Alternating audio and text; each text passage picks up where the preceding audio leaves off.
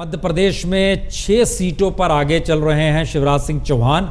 8 हो गए हैं। -1 का मतलब ये है कि एक जो पिछली बार जहां पर आगे होंगे उसमें वो पिछड़े हैं।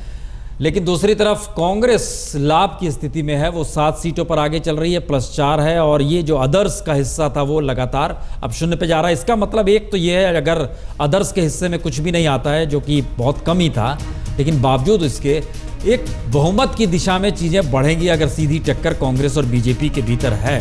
और छत्तीसगढ़ की एक स्थिति हम आपको दिखाते हैं। छत्तीसगढ़ में भी आने शुरू हो गए, बड़े तेजी से अब आने शुरू हो रहे हैं। बीजेपी 5 सीटों पर आगे चल रही है, 3 सीटों पर कांग्रेस आगे चल रही है। भक्तचरण दास जी की तस्वीर लगी हुई है जिसे आप देख पा रहे हैं। लेकिन कांग्रेस का पक्ष ये है कि ये 3 सीटें उसके लिए प्लस में स्थिति में है, 2 सीटें, यानी वो उसके साथ नई सीटें जुड़ी हैं। ये प्लस माइनस का चक्कर ये है, और माइनस का मतलब होता है कि आपने कुछ गंवा दिया है उन जगहों पर। मध्य प्रदेश 12 और 8, जी शिवराज सिंह चौहान 12 और इधर 8 सीट ज्योतिरादित्य सिंधिया की तस्वीर लगी हुई है, अदर्स 0 है। तो यह एक तेजी के साथ चीजें बढ़ रही हैं, यानी छत्तीसगढ़ और मध्य प्रदेश में बीजेपी शासित राज्यों में फिलहाल बहुत तुरंत के रुझान है ये सारे।